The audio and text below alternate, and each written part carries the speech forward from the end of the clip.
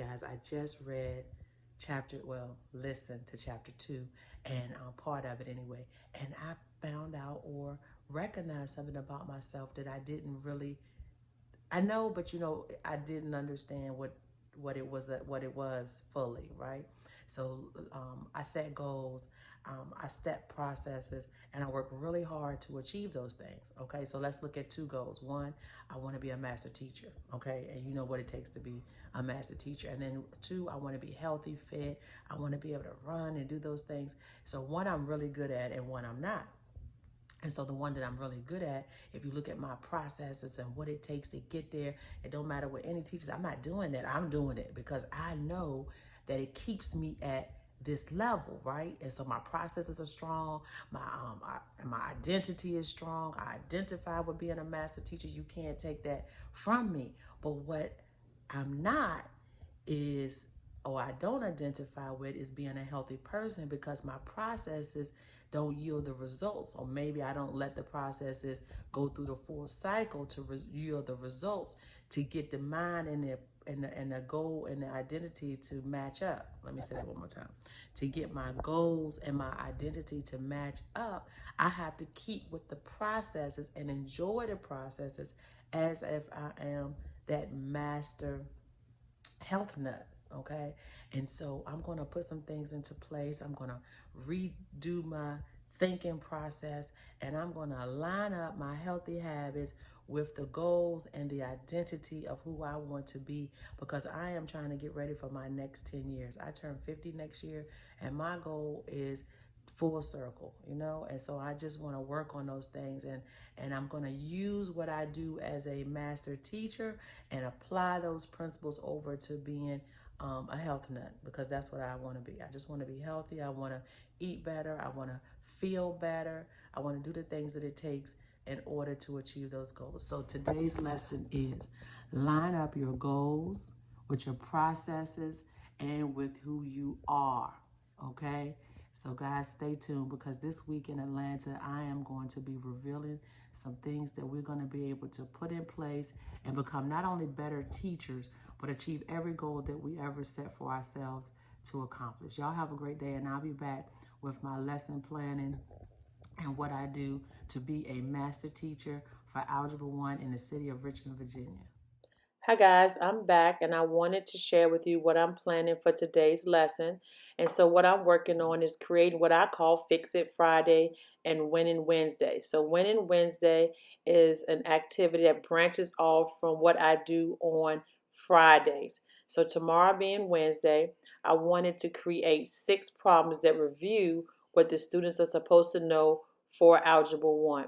So as you can see, I'm finding SOL questions from things I already have, and I'm putting them onto a Google Slides.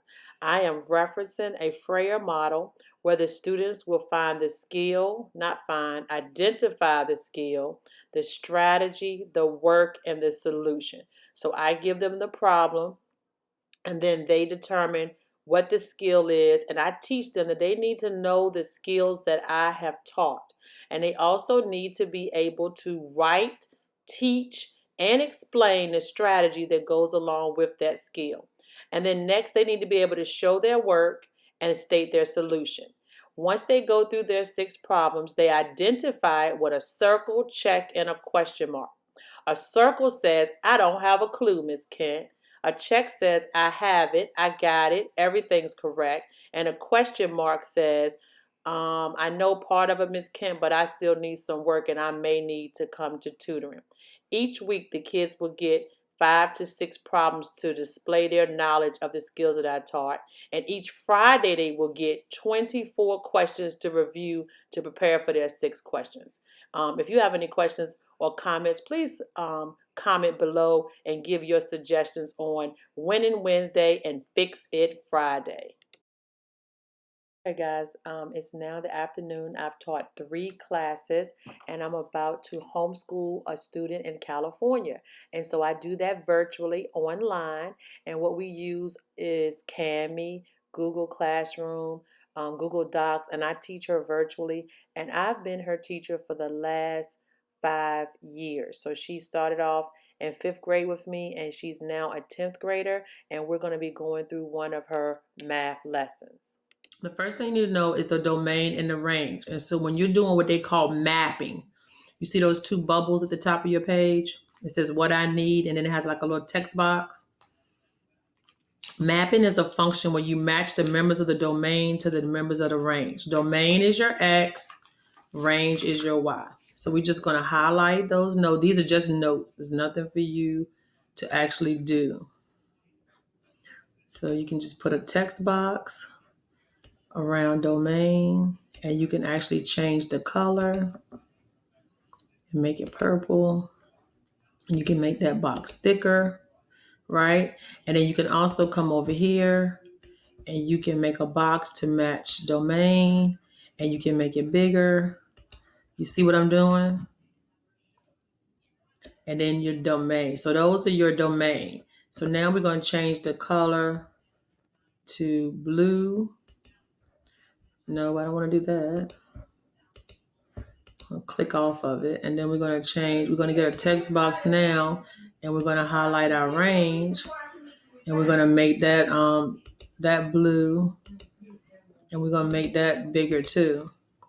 So then you can come over here and just hit your text box, and then these are notes. So like if you was in school and your teacher, you want to highlight the most important thing, and then you want to identify your keywords, which is domain and range. So your domain are your purple, and your range is your blue.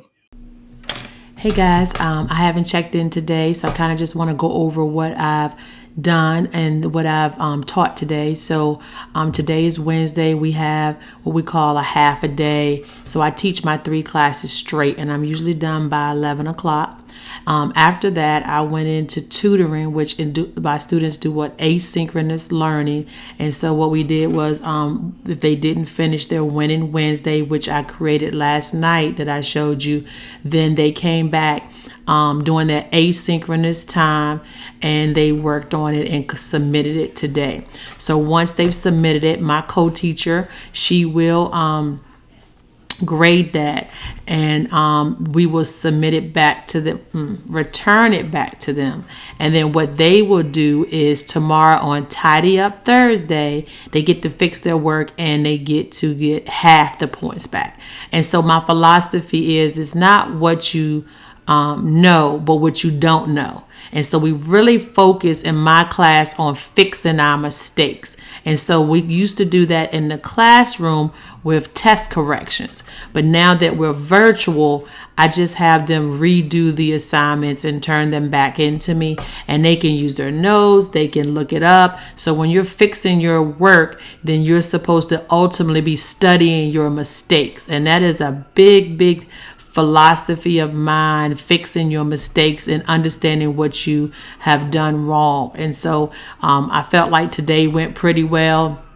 I had 5 kids in my first block that came back. I only had 2 in my honors class, and then I had about 3 or 4 in my third block that came back.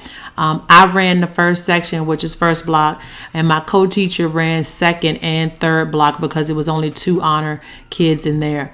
And then we kind of merge them sometimes. So if we're in one block for tutoring and we only got 1 kids, we'll drop that link over in that chat and send them over to that room. But today they were just fixing they were completing their work, and so they didn't need to be switched from room to room. After that, I went and I homeschooled my student in California. Again, I've been teaching her for about 5 years, about the end of her 5th grade, maybe 4.5 years. We're on our 5th year, and she's now in 10th grade. And so we work on her math, her English, and then we explore science and history through her readings and current events that we do. And it's just really awesome to be able to work with her on a daily basis. Now, I work with her 3 hours for 4 days a week. Her mom is very flexible on our schedule. And so I really enjoy that time because she wants to learn, and she's real excited about it. And me and her have a great conversation concerning her lessons and some of the topics that we have to discover. So I just want to jump on. I want to show 2 things with you tonight. It's about 10:20. I usually stay up to 2, 3 o'clock in the morning working. And so last night I was up to about 3 and I was working on this remediation data. I am data driven. If it's not recorded, it didn't happen. So I really do try to analyze and try to become better with each lesson and especially with each assessment that I give. So stay tuned. I'm going to show you my remediation data, and then I'm going to close with what I learned from the rest of chapter 2. I am reading Atomic Habits, and I am trying to change some things and become the person that I want to be. And with that, it takes time, it takes processes and habits, and it takes me identifying with who I want to be. And so I'm going to be working on that. I'm still in Atlanta. I'm at my dad's house. I grew up in Georgia, and so it's very exciting to be home just working. I brought my desktop and my tablets, and my stepmom has let me use her office. And so it's been a really great experience for the past 3 days just to get away, even though I haven't been anywhere or seen anybody. I hope to visit some of my high school friends this weekend, and I also get to visit a family friend that my parents were close to when I was younger, and I hope to go by and see her tomorrow. So stay tuned and look at what I created to track my data. Hi guys, so I told you that I was going to show you what I created last night, and what I created was what I call my remediation data. I'm really big on fixing the problems that you got wrong, like I said before, but I'm also good at or prefer to keep data. So we're going to go to my Google Sheets, and last night I did a remediation data, and I also created it for every block. So I have 3 classes. So block 1, block 2, and block 3. So this is just a dummy or one that I use. So I have dummy names in here. This is really just my family members. And so the first sheet, as you can see, is called call list. So one of the things I started doing, if my students didn't participate in class, was say, I'm putting you on the call list. I'm putting you on the call list. Well, I ain't have no call list. And I was just writing the names down. So I decided to make it more tangible, make it more real by actually creating a call list. And I'm still working out the kinks and how I'm going to do it. And so if the kids are, as you can see at the bottom, placed on the call list by you just check on the box. So I created these boxes, and then what you do is check on them or check them off. And I use these for multiple things. Okay, I can go into that later, but I use this when I'm doing remediation. When I was in the classroom, I would list problems 1 through 5, and then I would check off and run around the room if they got them right. And I can show you all that later. And so what you want to do, and remember, I'm not really that good at this at Excel. I'm learning as I go because I like data, and so I'm kind of like teaching myself. So I think I went under here under data validation, and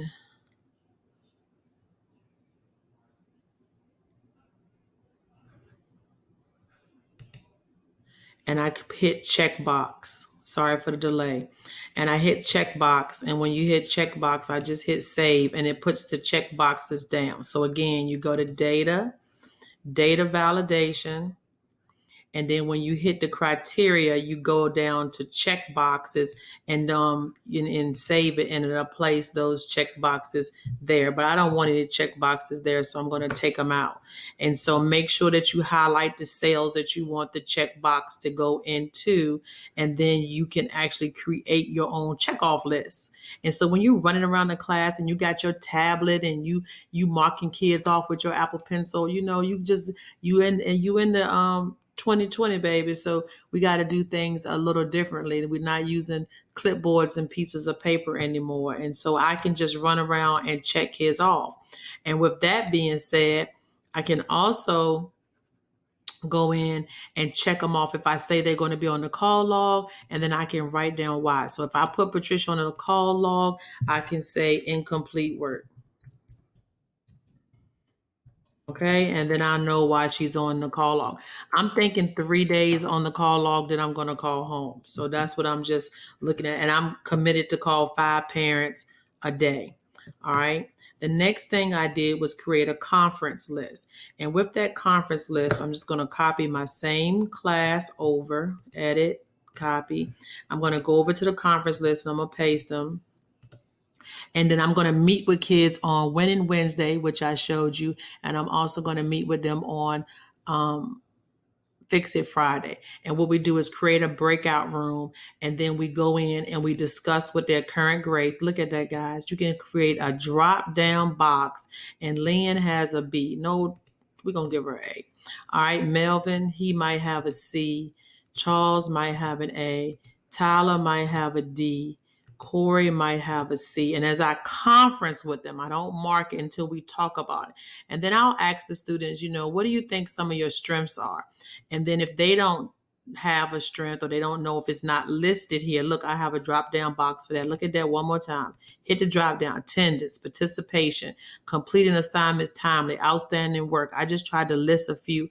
Of course, if they say something is not there, I can add it to my notes and then I can fix that and add it to the strengths as we move forward.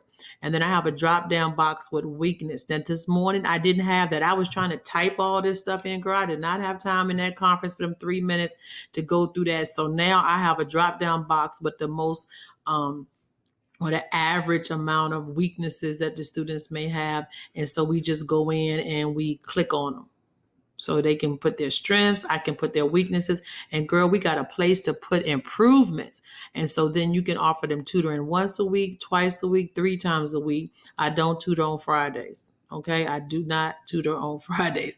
And so then we got complete assignments. They need to improve on that.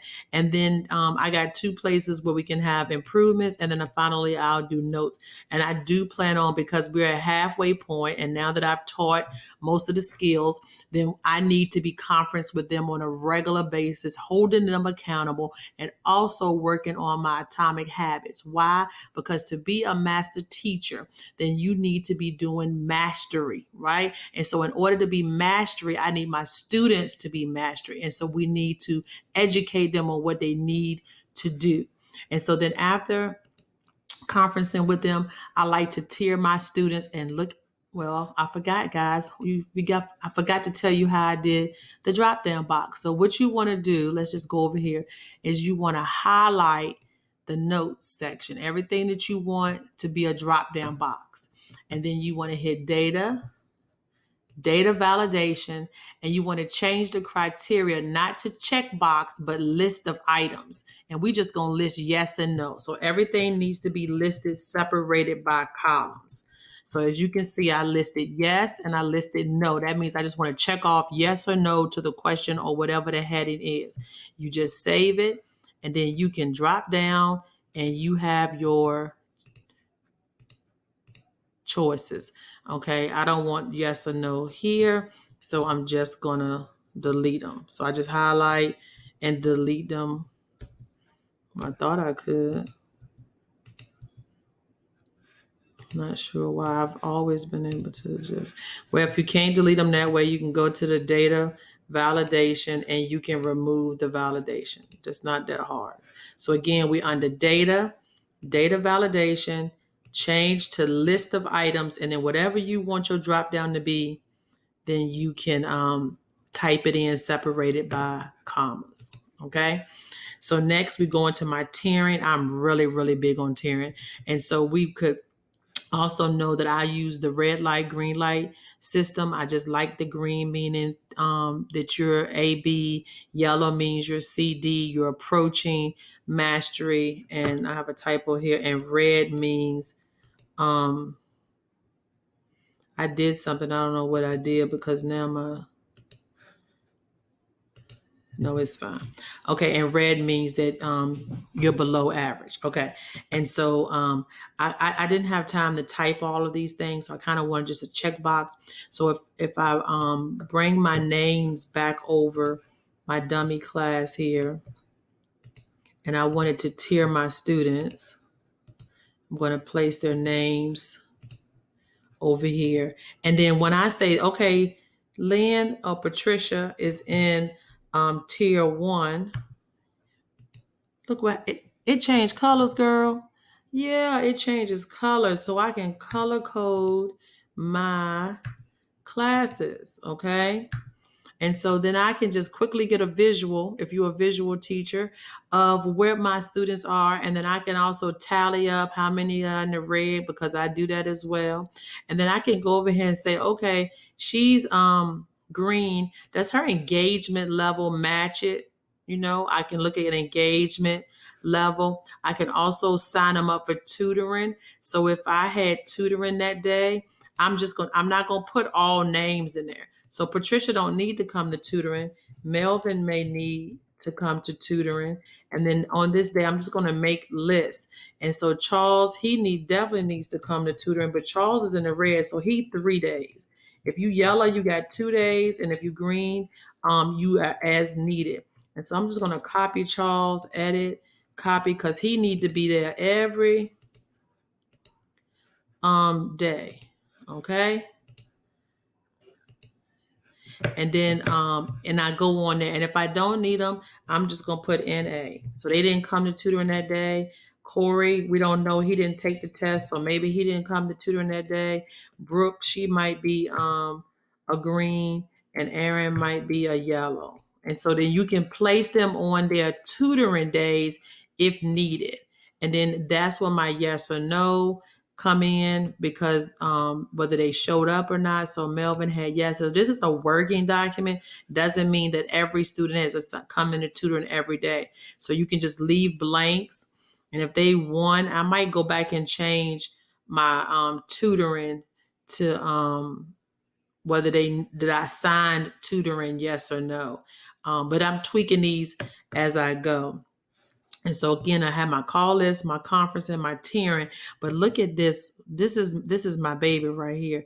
This is when I started analyzing that winning Wednesday. So as you remember, I used the Freya model, was skill, strategy, work, and I'll use their solution. So then I come up here and take a copy of the problem and place it in the column. And then I'm going to take their names. Remember, I just did Charles, so I got to go back, highlight, copy, and then go over to literals, and I'm going to paste their names here. And then Lynn, she got the question right. Melvin got the question wrong. Charles got it right. Tyler got it right. Corey might have missed it. And as you can see, improvements, and I'm going to look at what I wrote on the improvements. It's their strategy, their work, or the solution. Sometimes the kids got the right work, but they didn't get the strategy right. And so I'm going to put what they are, what they need. And so Lynn got it right, so I don't have to put in the improvements. Melvin got it wrong, so he didn't even have the strategy on the paper. Tyler, he didn't have the work. And just say they missed 2 or 3 boxes. What I could do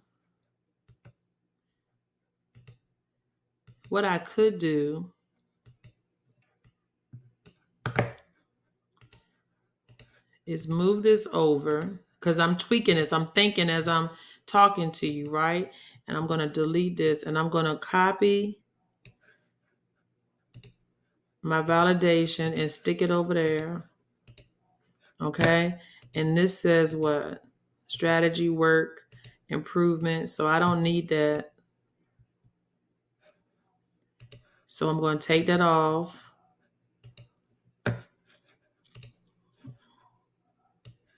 Make sure you highlight everything when you take the data validation off. Okay. And now what I want to do is copy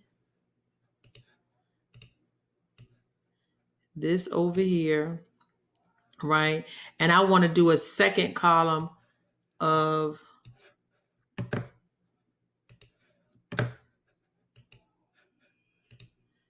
improvements, because maybe they need 2, they miss more, it's about 3 boxes here. So maybe insert.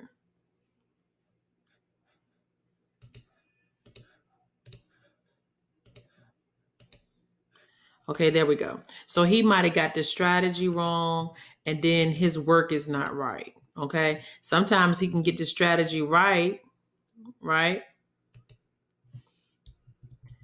But his work is wrong. And so then I have ways to just track what he needed improvement on. Okay. So he can't do the strategy or the work. And I think I'm going to add to the validation. So if you highlight the validation and then you edit, I can add NA, which means non-applicable in case they got it right. Or you can add correct, right? This is improvements for this problem. They got this correct, so they don't need any improvements. So now I can click correct because Patricia got it right, so she doesn't need any improvements. Okay. And then on this one, I might not put correct. I might put non-applicable because I don't need to fill that part out. But I don't like blank cells. That's just me. I don't like anything blank. And so I like it. When I did it, I was, I'm working through it. Then this is non-applicable because this is improvements as well. So you have your improvement 1, and it's a progression. Okay, so just look at what I'm saying. The problem, right, goes into the centerpiece right here. And then they have to put the skill, the strategy, the work, and the solution. So when I look at Lynn getting it right, the first thing I write is correct. So I don't have to do any more improvements. Then when Melvin got it wrong, he didn't know the strategy, nor did he know the work. Okay. But Charles got it right. So his is correct and NA.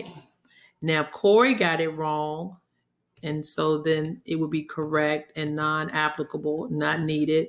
Okay. And then this one, he got the strategy right. So that's correct. But his work was wrong. He ain't working out right. So he got this correct, which would have been the first box.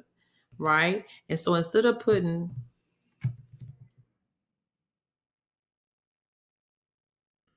I could change it and even put strategy there and put correct. And I could put work here, right? We just talking about how you can use this. And then when you do the strategy and work, you could put yes or no. And I think I like that better. Data validation. Because the other ones is too, it leaves me with too much interpretation. So did they get the strategy right? And then what am I doing this for? Because I don't want to go look at 50 assignments to determine who needs what. This is going to be a quick visual for me to go through. Now I can go back and say yes, no, yes, yes, no. So I know who knows this track. Oh, I like this a lot better. Oh, I like this. So I'm tweaking this. I'm working on this. I'm steady adding and understanding what's going to work for me. I'm working on my habits. Okay. I'm working on my processes. I'm working on being that or continually to be that master teacher. So anyway, let me know what you think about this. I did want to show you one more thing, that in order to get the problems inside of the cell, there are 2 ways to do it. So one, I'm just going to delete that out. You can insert an image into the cell and then you just can upload it. So I have one that I already screenshot, the same one from yesterday, and I just drag it over and it places it right there. Okay. Well, another way to do it, I'm going to use the same problem. Let me go in here and get one of the problem that I need, which is the volume. We're doing literals, right? And so we're going to close that out. And so wherever I want it, you click on the cell and then you're going to insert a drawing. And then when you insert a drawing, you can stick it in there, okay? And just hit save.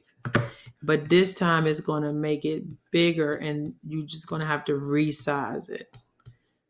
Okay. But if you needed to draw something to work on it, then that would be an option as well.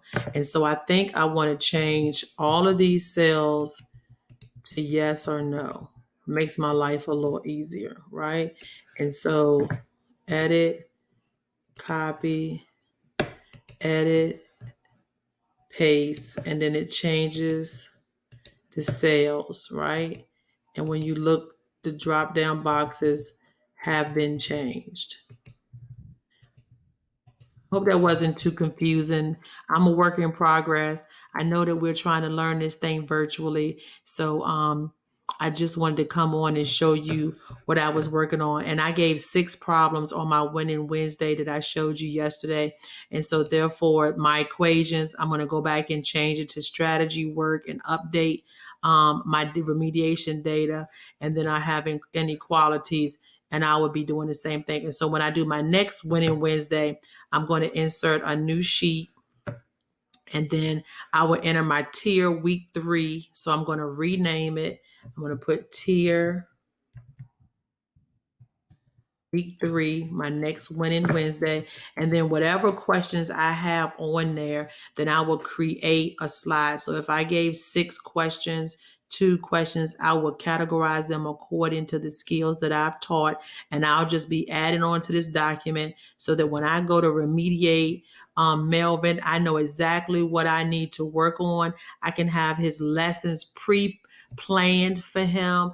When I call him, I can put that into my lesson plans. I do customized lessons for my students, or I will give a packet of problems, and I will assign Melvin the numbers that he needs to work. I will assign Patricia the numbers that she needs to work, and then the kids can work the problems according to what they need. Now, some of the things that I also do with data, and you have to remember that when you look at literals, you can't test them one time. I've had many teachers make that mistake because the student was a good guesser. And when you're a good guesser, when they guess correctly, and so when you guess correctly, I need to see consistency. So you want to do it like when you're studying flashcards real quick. So you want to give literals today, and I want to wait about 2 weeks. I don't want to put literals, equations, and inequalities on next week. But in that next rotation, literals, equations, and inequalities is going to be on there for 2 reasons. One, if they missed it, they need to be studying and getting ready to do it again. And 2, if they got it right, I want to see if they're going to get it right again. So make sure that you put your skills in rotation, you're analyzing your students, and you are recording the data. And this is good for your boss. So when I give you that F, because you didn't do what you were supposed to do, and he said, Miss Kent, validate your answer, validate why your kids got an F. Here you go. Here you go. I gave it to you in black and white. And so I'm going to do my part, but my students better do theirs. All right. I'm knowledge based. I'm not grade based. If you acquire the knowledge, the grade will come. I've had that philosophy for a long time. Don't come to me about no grade. Come to me. Do you know what a literal means? Right? Do you know what an inequality means? Did you memorize the strategy? Because if you knew all of that, then you know your grade is an A. And so whatever you don't know, then you know that your grade is not where it should be. And so we are knowledge based, not grade based. All right, guys, I have enjoyed this time. I'm going to be pouring my philosophies into you, showing you the things that I do in my classroom. And I'm also going to be taking you along with me, reading my novel, Atomic Habits. So stay tuned. I'll be right back with today's lesson from chapter 2. Okay, guys, I'm going to end this vlog giving you my take on chapter 2, how your habits shape your identity. And so it states that outcomes are about what you get, process is about what you do, and identity is about what you believe. And so you really want to focus on who you want to become, and you want to consider your identity and what you believe in that coincides with that. And I know we all have processes and habits, and then some of them fail, and then we give up, and then we're not achieving the goals that we want to achieve. And so what you want to do is understand that the habits that you develop, right, is going to lead to the identity of who you're going to be. And so what you want to do is just make good choices every day. And you want to work on it one day at a time. And if you focus more on the process and not the goal, then like my philosophy is, I'm knowledge based and not grade based. If you focus on the knowledge, the grade's going to come. If you work on the process and tweak your process and get better with the process till it becomes habit, then the desired goal will be achieved. And so it sounds simple, but we got to really dig deep, right? We got to dig deep into what we really want to become. And so what you want to do is continue to edit your beliefs, continue to evaluate yourself, just like you do your students. It's no different. And so we want to evaluate us as teachers, as moms, as grandmas. I am a grandmother of a 4-year-old. And we want to take steps to change our identity. So when he said change your identity, I was really like, well, how do you do that? And so he answered my questions and I was like, oh. And so what he says is your identity emerges from your habits. Your identity emerges from your habits. And so when you look at things that you want to do in your life, then you look at how do you look at it, or how do you view it, maybe.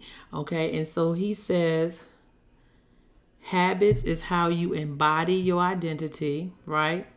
And the more evidence that we gather through the successes of our habits, the stronger we feel about it. And that's me with teaching. The more I did my processes, the more I was doing my data and pushing my students and motivating my students. And I was getting like 80, 90% pass rate. Even one year I had 100% pass rate. You couldn't tell me nothing. I know it works. And I'm willing to do whatever it takes. If I got to knock on your door, my students know Miss Kent coming, you know. And if your parents not answering the phone, I'm knocking on your door, right? And so what we want to do is understand that every action is like a vote to who you want to become, right? Habits is that pathway to your identity. So each time you do a habit, you trust in yourself. Each time you see success, you're trusting yourself. And so bad habits is a vote too. Don't forget that. Bad habits is also a vote.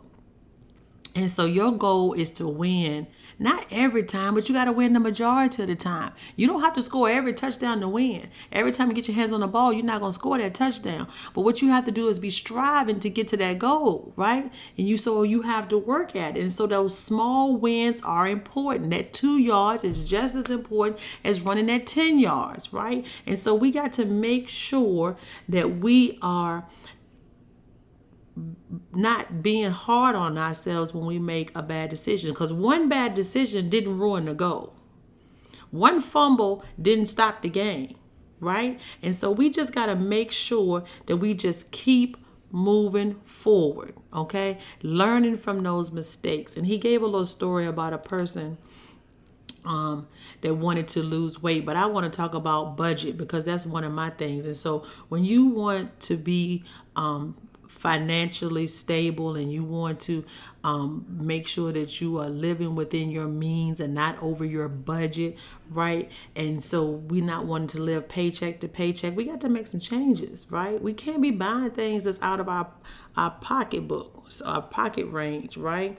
And so when I look at that, I'm going to be asking myself, I'm developing a process. Let me go back. So I'm developing a process with that. And so when I look to buy big purchases, because I'm an impulsive buyer, I like things I wanted. I don't know if it's impulsive, but when I want something, I just want it. I don't care. I'm not looking for no bargain, no deal. I'm going to get it, right? And I want it when I want it. And I feel like I've lived long enough and worked hard enough that I should have the things that I want. But that's not necessarily reality, right? And so when I go to do something, I'm going to say, would a financial stable person do that? Would a person that is on a budget buy that? And it's going to help me to make better choices. You know, my diet, I'm going to ask myself, would a healthy person eat that? Would Angela Bassett eat that?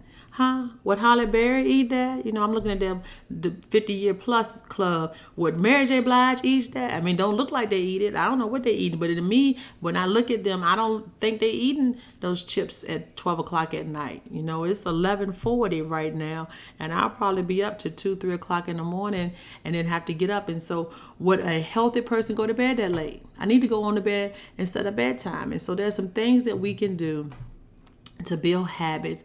And I know it sounds like I'm rambling, but I'm just trying to get you to understand that we need to tweak our processes, look at who we want to be. I want to be a health nut. I want to be healthy. Then I need to be going to bed. I don't need to be eating even if I'm up to 12, 1 o'clock at night. So we need to make better choices and prepare for those things. If I'm going to work on my finances and be debt free, then I can't be buying everything. And then I need to plan. One of the things I want to do is I want to save out of my allowance for myself to buy big purchases. So I want a Louis Vuitton pocketbook. Let's just throw it out there. Okay, I turned 50 in April. So I just don't go out there and take my part-time job check, $1,200 for the month, and just go on out there and buy me a Louis Vuitton. I need to be taking a little bit out of that $1,200 every month from my budget, right? Maybe give up on Fridays going out to eat. Don't go watch the game on Sunday. Take the money I would have spent, put it in a little envelope and do the cash envelope system. And then by April, I should have my money or close to it where I'm not just spending large amounts of money that I didn't plan on. So guys, that's it. I just wanted to come on this week. I think I'm going to post again over the weekends, but I'm going to end this vlog tonight. I just want to thank you for coming along with me for the last 2 days. I'm in Atlanta. This is my home. This is where I feel like is my home, even though I was born in Virginia, left in the 4th grade, stayed in Atlanta until the 12th grade, and then I went back to college in Virginia in 1989, and so pretty much been in Virginia ever since. I teach in the state of Virginia. We have standards of learning, which is the SOLs.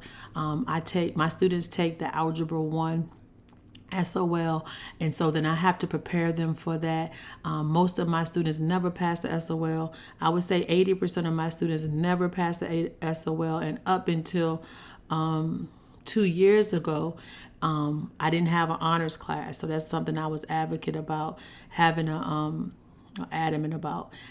honors class so that I could have like-minded students in a room. I know everybody has their own philosophy, but if I need to help a student who doesn't understand the equation, and then I got one over here that does, I know that administration thinks that we can run miracles, but we can't. It's really hard to keep somebody engaged that knows what you're talking about and someone who's struggling, who needs a little help. And so I believe in tearing my students. I believe in separating them in classes so this class can soar and I can do the critical thinking and move forward, and then have those babies that need a little extra care, and maybe all they can do is get that 400 on the SOL, which is only 44%.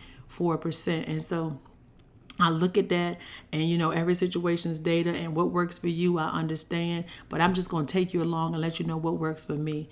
I'm a teacher that loves what she does, dreamed of being a teacher, and wanted to be a teacher ever since she was a little girl. I didn't do hair, and as you can tell, I'm not into the hair and all that stuff. I was into educating my doll babies, right? And so now I'm educating real live people, and I am responsible for their future. That's right. I take that charge. I take that charge of being responsible for my students' future, because what I say and do is going to impact them for the rest of their life.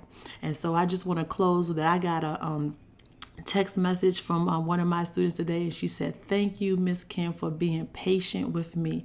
She said, "I really don't like asking questions out loud in front of people." She said, "But I'm going to start now because I planted that seed." And I told her, one question every class. We can take baby steps, and I'll still have the one-on-ones with you once a week. And so we can meet our children where they are, and then we can take them far beyond what they ever could imagine. You all have a great night.